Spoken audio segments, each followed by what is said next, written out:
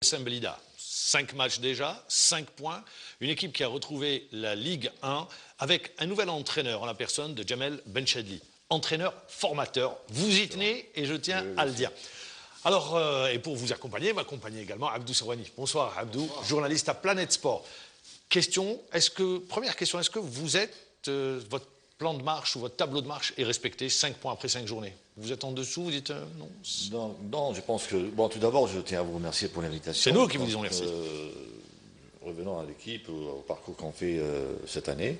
Donc je pense qu'on est dans la bonne moyenne, c'est-à-dire 5 points, donc on aurait préféré souhaiter plus, mais vu le début difficile qu'on a fait, surtout en deuxième journée et troisième journée, je crois qu'on a fait de bonnes prestations, on a présenté un beau football, on manquait d'efficacité, mais dans l'ensemble, on n'était pas médiocre, on n'était pas ridicule. Mais on s'est ressaisi durant la 4e journée contre le Moudia d'Alger. On a vu une équipe... Vous avez gagné 1-0, voilà, but de Noubli. Exactement, donc je voyais que notre équipe pouvait s'améliorer dans le futur. C'est pour ça que je suis un peu serein, je travaille. Alors, dans le... Avant d'aller sur Blida, je vais rester avec vous, parce que vous dites entraîneur, formateur. Exactement. Et vous y tenez. Vous étiez à Oran, beaucoup de jeunes dans cette équipe oranaise, vous étiez à l'ASMO d'Oran. Pourquoi vous n'êtes pas resté à l'ASMO? La question, moi, je préfère que vous la posiez aux dirigeants de l'ASMO. Ah, vous n'avez pas eu une proposition de reconduction? Non, ils n'ont rien fait pour me retenir, ça c'est clair. J'aurais souhaité, c'est-à-dire rester avec le... Pourquoi je vous dis ça? Parce que généralement, quand on dit entraîneur-formateur, on veut aller sur un projet. Exactement. C'est pour ça. C'est dans ma ligne de conduite. Moi, je suis formateur actuellement au niveau de l'Institut de formation supérieure dans le domaine du sport. Et ça m'a vraiment servi quand je travaillais au niveau de l'ASMO, parce que déjà, l'ASMO, réputé par le fait d'être un club formateur. Donc, j'étais en train de travailler. Ma vision était lointaine, bon, minimum 2 années. Mais finalement, les dirigeants ont vu autrement. Je ne sais pas pour quelle raison. Moi, j'avais une très très bonne relation avec les joueurs. On a fait un parcours honorable. Quoique il y avait des problèmes de finances, de trésorerie.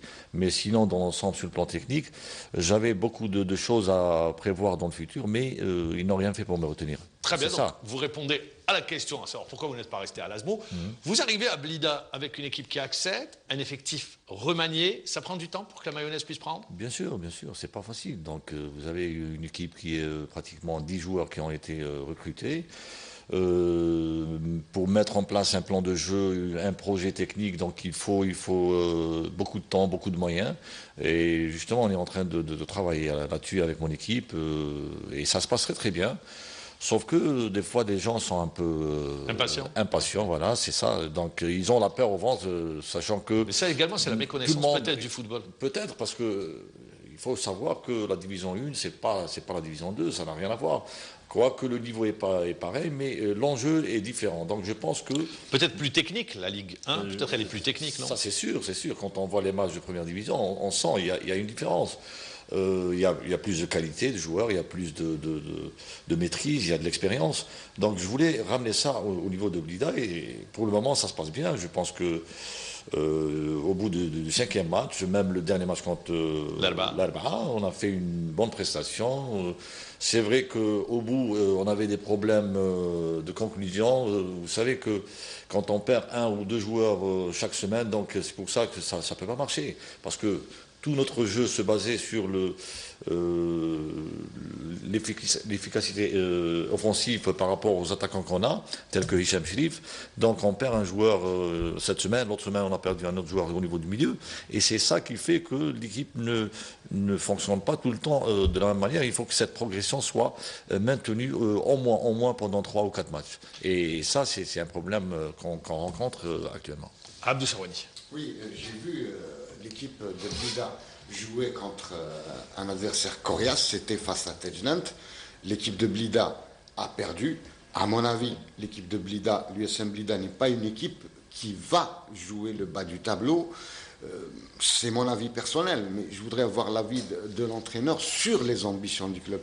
Qu'est-ce qu'on attend de vous cette saison? Oui, tout d'abord, bon, c'est une question qui m'a été posée lors d'une conférence de presse que j'ai animée moi et le président du club tout au début de la saison. Bon, il me parlait de jouer le maintien comme objectif. Bon, j'ai répondu tout de suite après, comme quoi le maintien c'est pas un objectif. Il faut tout d'abord tracer des objectifs clairs, c'est-à-dire former une équipe compétitive, structurer l'équipe sur le plan administratif, financier, sur le plan de l'infrastructure et remanier l'équipe de façon à créer un groupe compatible, durable, qui peut jouer au football, respecter les principes du jeu du football moderne. Et je pense qu'à travers ces objectifs-là, on peut atteindre minimum maintenir l'équipe en première division. Et après, on verra bien qu'est-ce qui va se passer. Vous êtes engagé sur un projet ou sur... Non, honnêtement, on n'a pas l'habitude de faire ces projets, c'est-à-dire... Vous savez que la réalité du terrain, c'est autre chose. Vous avez vu le nombre, il suffit de voir le nombre d'entraîneurs qui ont changé. Bon, j'ai signé un contrat d'une année qui peut être renouvelable après, bien sûr, avoir vu les résultats finaux. Mais moi, personnellement, si me propose un contrat ou un projet à long terme, moi, je suis disponible, je peux travailler. Il n'y a pas de problème. Au contraire, je serai tranquille dans ma tête. Mais là, ce n'est pas le cas. Mais actuellement, je suis en train de bosser avec mon équipe pour former une équipe qui est digne de la wilaya de Blida, parce que sachant que c'est l'une des équipes qui a historiquement qui a animé les championnats d'Algérie, c'est-à-dire je suis en train de faire des efforts pour redonner à cette équipe Sans lustre. Sans lustre, voilà, c'est ça. Et je pense qu'on est dans la bonne voie. Et j'espère qu'on atteindra l'objectif, Inch'Allah, à la fin de saison. Quand vous regardez votre match référence sur l'entame de saison, c'est quel match Tajanet, comme l'a dit Abdou Souani? Non. Je pense que le match contre le Harrach, on a fait un match plein. En voulant tellement bien faire que... Vous avez perdu 1-0. On a perdu 1-0, surtout en première mi-temps. Bon, en analysant la situation de l'équipe, ils nous ont pris à froid parce que tout simplement, c'était la première fois que ça nous est arrivé, c'est-à-dire on s'était mal échauffé, on a fait un échauffement pratiquement de 20 minutes. Je pense que c'était dû à ça, on nous a marqué à la 10e minute, donc un but vraiment anodin, on ne savait pas quoi faire, c'est-à-dire il n'y avait pas de marquage, les joueurs ils étaient déconcentrés. Donc, mais mis à part ce but, on a posé le ballon, on a créé beaucoup d'occasions de but, surtout en première mi-temps. Et en deuxième mi-temps, le comble, c'est qu'on perd un joueur sur un cumul de cartons. Je fais à l'occurrence Hriyet Hamza, en voulant ramener un pénalty, il reçoit un deuxième carton, il sort. Et là, bien au contraire, à 10, contre une équipe telle que le Harrach, on a fait, c'est-à-dire le jeu, on a créé énormément d'occasions. Ça, c'est votre match référence. Et c'est là que j'ai vu que notre équipe peut faire mieux dans les prochaines journées. Voilà. Je vais rester avec vous en tant qu'entraîneur. Pourquoi est-ce que c'est les entraîneurs, c'est la formation des joueurs? Nos équipes ne proposent pas de spectacle. Il n'y a pas de spectacle. Alors que le foot, c'est du spectacle. C'est sûr, c'est sûr. Moi, personnellement, si je parle de ma façon de voir les choses, à chaque fois, j'insiste sur ça. Donc, tout d'abord, j'essaie de m'inspirer du football moderne, du football actuel. Quand on voit le Barça, le Real de Madrid, le Bayern de Munich, le PSG, etc., on voit que... Vous avez un entraîneur modèle en termes de jeu? Aujourd'hui, il y a deux grands courants. Bon, il y a Mourinho d'un côté. J'entre beaucoup plus sur le football du Barça, quoique j'aime le football espagnol en général. Donc ce qui veut dire que vous êtes pour la possession du ballon. La possession du ballon, parce que ça peut créer tout d'abord énormément d'occasions de but, et même ça a un impact sur le plan psychologique. Quand on voit une équipe qui possède collectivement le ballon, qui maîtrise le jeu d'une façon collective, et dans les trois zones, pas uniquement dans la première zone, là on peut... J'ai vu votre équipe jouer, elle gardait le ballon dans la première zone, mais dès qu'elle passe... Après, dans la deuxième... Là, ça se complique par contre. Non, je pense qu'il n'y a pas que nous, c'est-à-dire pratiquement... Quand je dis vous, voilà, parce que vous êtes là, généralement toutes les équipes. C'est une particularité du football, du championnat de Ligue 1. Mais moi, si je prends mon équipe, par exemple, je peux expliquer ça par rapport aux automatismes. Ils n'ont pas été créés jusqu'à présent. Entre, par exemple, un Melika, un Bedran qui jouaient ensemble l'année dernière, mais il y avait Chérif, et Mesfar qui viennent d'être recrutés dans ce club. Il y a Silla également quand on a fait jouer contre le Harrach et Tajnant. Donc les automatismes n'ont pas encore été créés. Je pense que ça va. Sur les transmissions, les transitions, exactement. Parce que j'insiste beaucoup sur le fait de posséder le ballon collectivement et d'être en progression tout le temps vers le but, mais je pense que ça va venir avec le temps. Et là, on n'est que à la 5e journée, donc je pense que ça va venir et il faut être patient, il faut travailler et peut-être... L'équipe qui vous a impressionné le plus en termes de saison, pour faire dans l'originalité? Le Shabab de Belouizdad, c'est une équipe coriace, surtout sur le plan mental. Bon, elle fait le jeu, etc. Mais mentalement, c'est une équipe, quand on voit jouer, c'est-à-dire les dernières journées, c'est des joueurs combatifs, ils terminent fort à chaque fois. Donc, moi, je pensais que vous alliez me dire Usman Alger. Non, l'Usman d'Alger par rapport aux joueurs qui renferment cette équipe, c'est-à-dire par rapport à Belaïli.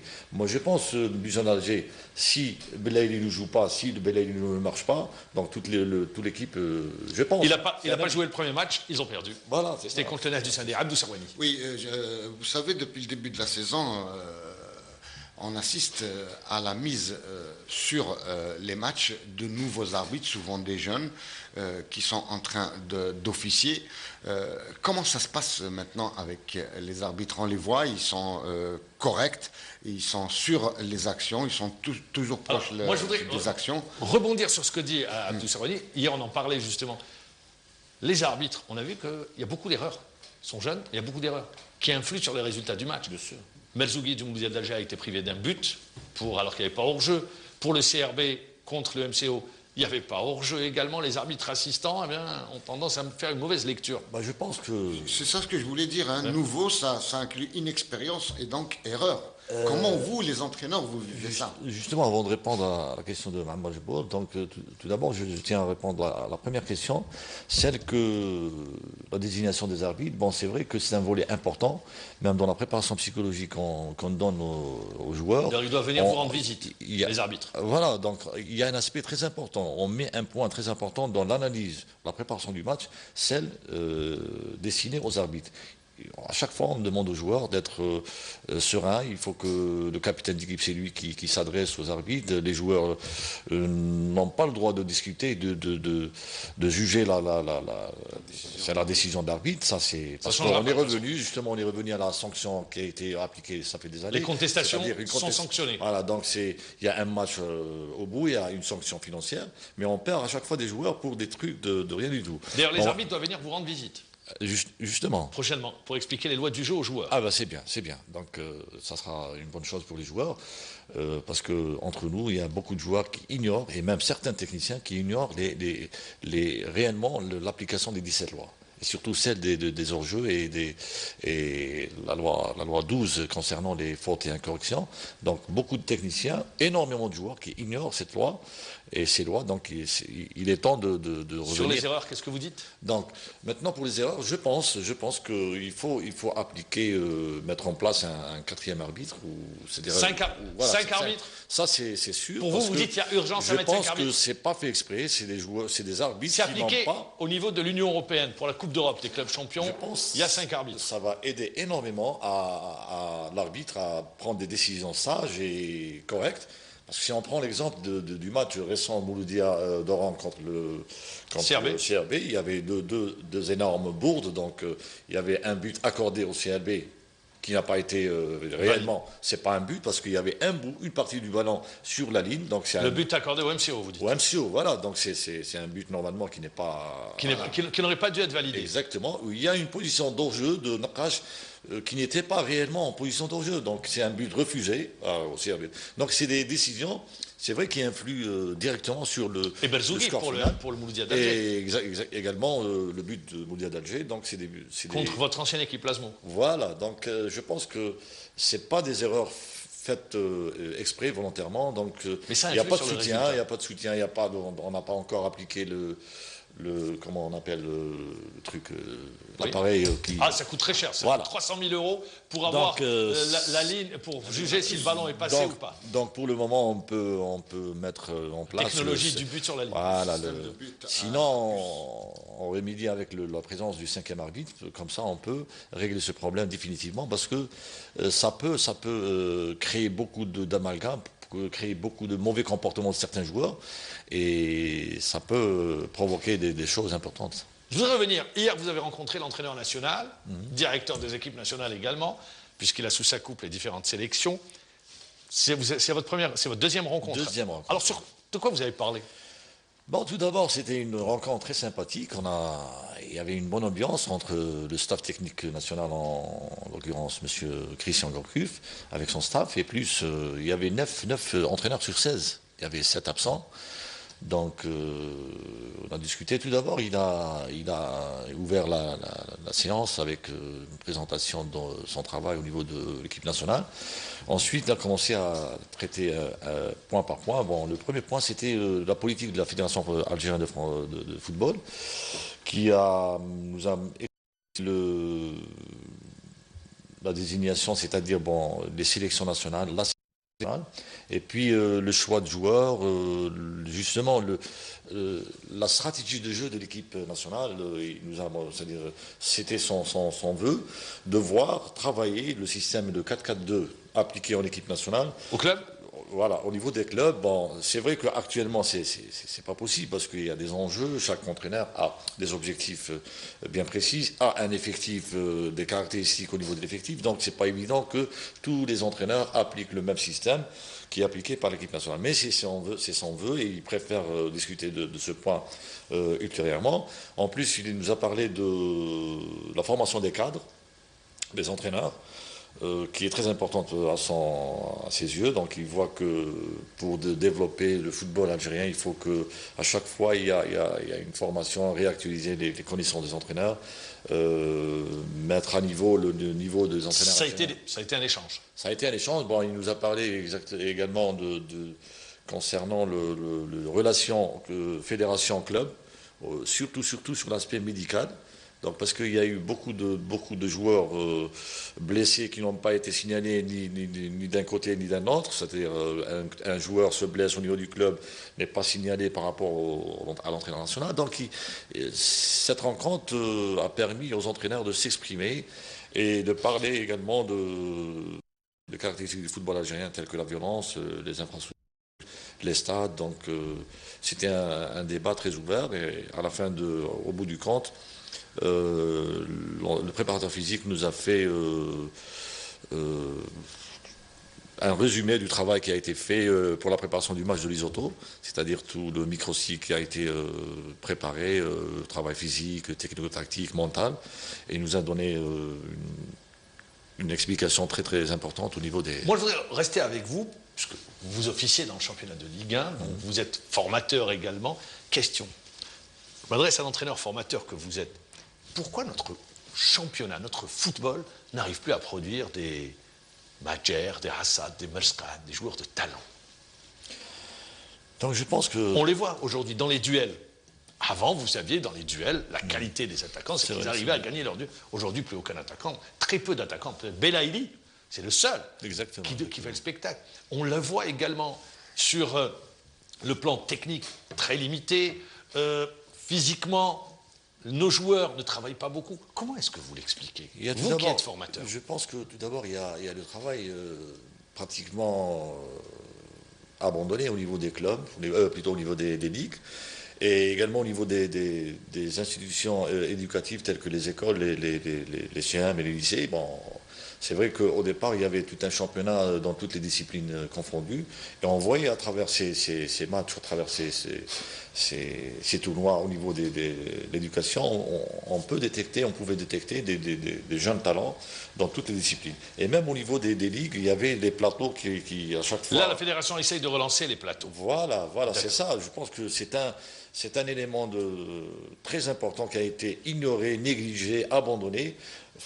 Faute maintenant, les clubs ne forment pas, les clubs n'engagent pas de très bons entraîneurs, de très bons formateurs. Donc on ramène des joueurs. C'est pas là où le bas blesse. Les techniciens formateurs.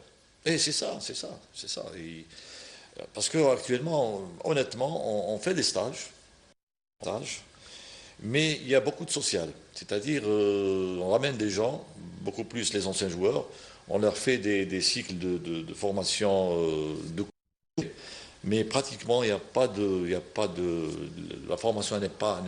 Le contenu pédagogique, la Il y formation? a pas, non, il y a pas, c'est pas le contenu, c'est-à-dire la prise en charge, la formation en elle-même, elle n'est pas prise en considération. C'est-à-dire, on fait du social. On fait rentrer les gens, on passe une semaine, 10 jours, et au bout du compte, il a son diplôme, quel que soit son niveau, quel que soit l'effort qu'il a fait pendant le stage. Donc au bout du compte, il est sanctionné par un diplôme. Maintenant, on le libère dans la nature. Est-ce qu'il fait du bon travail? Est-ce qu'il fait pas de contrôle? Parce que tout simplement, il s'appelle tel ou tel. Il n'y a pas de contrôle? Il n'y a pas de contrôle, il n'y a rien. Chacun fait ce qu'il veut, quoi. Chacun fait ce qu'il veut. Et en plus, c'est même pas des gens qui vont sur le terrain pour apprendre en plus, parce que c'est vrai, tu fais une formation académique, des connaissances théoriques, mais il faut essayer de les mettre sur le pratique. Donc on part directement avec des équipes seniors. Donc ce qui fait que ces gens-là... Il n'y a pas de transmission de savoir de l'institution à l'entraîneur. Exactement, c'est pas pris en charge sérieusement. Il y a une part de responsabilité de nous, Les formateurs? les formateurs, bien sûr, on fait beaucoup de social. Et je le dis parce qu'on a vécu ces moments-là, donc c'est une responsabilité partagée. On ne doit pas, accuser quelqu'un, mais là, on est tous responsables. Donc... Alors, je me tourne vers vous également. La direction technique nationale a mis en place une réglementation. Ce n'est pas spécifique à la DTN algérienne, dans le monde entier. Bien sûr. En France, si vous n'avez pas votre licence UEFA, vous payez une amende. Si vous êtes entraîneur dans un club, elle est de 10 000 € par match. Est-ce que vous trouvez normal que des entraîneurs qui n'ont pas la licence veuillent officier dans le championnat de Ligue 1? C'est pas normal. Alors, tout d'abord, Au prétexte d'être d'anciens joueurs. Non. Un ancien joueur sage et intelligent ne ferait jamais cette bêtise. On voit de très grands joueurs reconnus, c'est connu mondialement. Zidane, voilà, c'était que celui-là. Exactement, donc c'est une référence. Ils passent leur stage correctement. Ils ont un volume horaire à respecter dans la formation, en plus de leur carrière footballistique étoffée, donc ils sont dans l'obligation de suivre tout un cursus d'études qui est planifié au départ. Maintenant, revenons à notre pays, donc si on revient à cette fameuse licence CAF. Licence CAF. Donc il faut savoir une chose. Moi personnellement, je préfère, c'est un avis personnel, je préfère dire que Jamal Benchadi est un conseiller de sport. Pourquoi? Parce que tout simplement, j'ai fait 5 années d'études approfondies où j'ai... mais pour diriger une équipe, il vous faut la licence. Voilà. Maintenant, la licence, c'est une reconnaissance. Oui. En 3 jours, c'est pas possible qu'en 3 jours, on donne la licence CAF, C, B ou A à quelqu'un qui n'a pas de formation, c'est-à-dire importante. Une assise. Et c'est ça le problème que nous rencontrons, et même certaines personnes se trompent en se disant que j'ai la licence CAF, j'ai la licence, mais c'est pas une référence. Pas forcément les compétences. C'est pas une référence. Il faut des compétences, il faut un bagage. Ensuite, il faut s'exercer, il faut travailler sur le terrain, apprendre, côtoyer des gens connaisseurs, des gens qui ont beaucoup d'expérience, pas forcément de grands des docteurs, mais là on peut trouver des entraîneurs qui ont beaucoup d'expérience, ils n'ont pas de diplôme, mais ils ont côtoyé beaucoup de joueurs, beaucoup de clubs, on peut apprendre beaucoup de choses, surtout sur le plan de la relation entre joueurs et entraîneurs. Et ça c'est un aspect très important dans la gestion. La gestion du vestiaire. Voilà, donc on ne peut pas le trouver dans un livre, c'est vrai que c'est des connaissances théoriques, mais dans la pratique, c'est autre chose. Monsieur Benchadli, c'est passé très vite. Merci d'avoir répondu à l'invitation. On vous souhaite bon vent avec l'USM Blida. Merci d'avoir répondu favorablement à l'invitation. Abdou Sawani, merci encore une fois d'avoir été sur ce plateau. Merci de nous avoir suivis. Allez, je vous dis au revoir, bonne soirée et je vous donne rendez-vous demain à la même heure.